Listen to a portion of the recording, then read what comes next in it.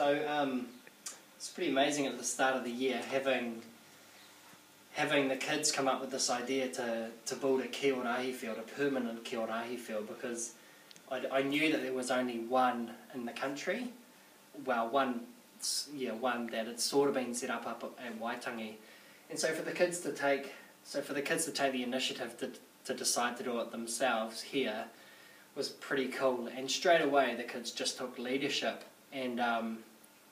and basically had already identified all of the steps that would need to take place that I had done in my pre-planning. And so they knew that we had to get permission, and we needed to use community and use our wider community and experts in our community and seek permission from the board of trustees and principal. And so as soon as all of that sort of administrative stuff was out of the way, and we got to actually go and visit the 7 marae, you could really see the kids understanding how significant this was for the wider Māori community, not just the Māori community, the whole community. And when the kids came back, the students came back from the marae, and they could stand in front of the other 25 kids in their class and speak freely about the stories from the marae that they had been to, I knew that it was having a big impact on not only their learning and their passion in the classroom, but the things that they were proud of at home, because they could identify more with their community. And as that progressed, I realised like how amazing it was and how fantastic it is for the children to be doing such a big, what has turned into be a massive project. And they wanted to tell people about it, so they got hold of South Waikato News and Māori Television, Te Kaia, and we got onto both of there and made the front page of the South Waikato News, which is fantastic. Got onto Māori Television, and so that was basically all of term 2 and term 3, and then the next step was to get the kohatu, get the rock in the ground, and that was the tupu team. They split themselves into 3 teams right at the start: tupu, design, and po team. And the tupu team, which is the kohatu, they went out to the farm and I don't think there's actually a photo. And they actually chose. They set success criteria. They said, this is the sort of rock that we need. They went out to the farm, had a look around. They went out to a local farm, had a look at all of these rocks, and chose the rock that's now in the ground. And when a tractor turned up, and so there's a tractor and a truck, and these big strops and this massive boulder going to be put in the ground in a hole that we had dug that morning, they were so excited. And all of the rest of the school came out, and then sort of every member of the school picked up some of the dirt and helped bury that kohatu. We had a karakia, and it was a really special moment. And I think the kids are so proud of it. They're so proud of it.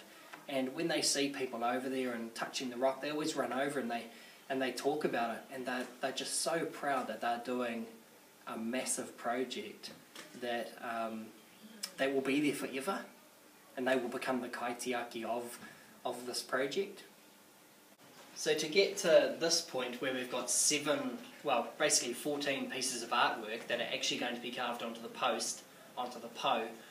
we needed to get 27 pieces of artwork done prior to this. So that basically took 16 weeks to visit all of the marae, as it was hard to fit in with some marae, and etc, etc, all of the administrative issues that you have with when you involve more and more people. And so then that artwork, the artwork that the children had done, was taken away by our expert carver, and he turned each set of artwork, say from one of the marae, Pikitu marae and Mangakaratu marae, and he combined their ideas, sort of simplified them in many ways, and turned them into something like this, which will wrap around the po. And so in class yesterday, as these have just come back to us, it was important for the students to still have complete ownership of the art that's going to be carved onto the po. And it was time to come and look and identify their artwork within this new piece. And that was pretty hard, because that was hard for the artist, Kyle Shadrock, who's amazing at working with children and a fantastic artist. He's incorporated 5 ideas and put them into a simple piece, as you can see here. And so the students have come up, and Tia, she said, the mountains are mine on the top and the bottom. And Tia, these are actually Tia's spring as well. She hasn't said that. Taylor, his artwork looks so similar. These are the 2 brothers, and Pihi Noa drew the Māori king, as there's a connection out to Ngātera Marae. And so as you can see, 27 students can identify their part, their artwork, in something that's going to be carved out there for forever and ever. Well, I hope it's forever and ever. And our next step, which again cements their really engages them, is when they, I'll take a step back, when they did their piece of artwork, they couldn't just draw something. They had to draw something that represented the story, that symbolised the stories that they had heard at the marae. And then they had to write about it. The shapes, the colours, the patterns that they drew on there had to have some meaning. So they have to take the symbolic meaning of each part of the artwork and explain its meaning in simple terms. So when somebody comes down to the Kirahi field in 4 weeks from now, and they want to know what that beautiful carving actually means, they get out their phone or their iPad or what have you, and they scan the QR code that the kids are designing, or that the kids are producing, and it will come up with a video by the children.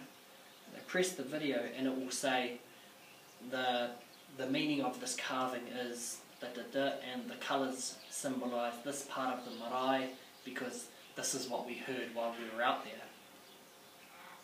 And so right the way through, not only is their artwork there, but it's also their voice is there. They continue to have ownership in 10 years, in 15 years' time. And it was the way the student, the way the tamariki heard the story while they were at the marae.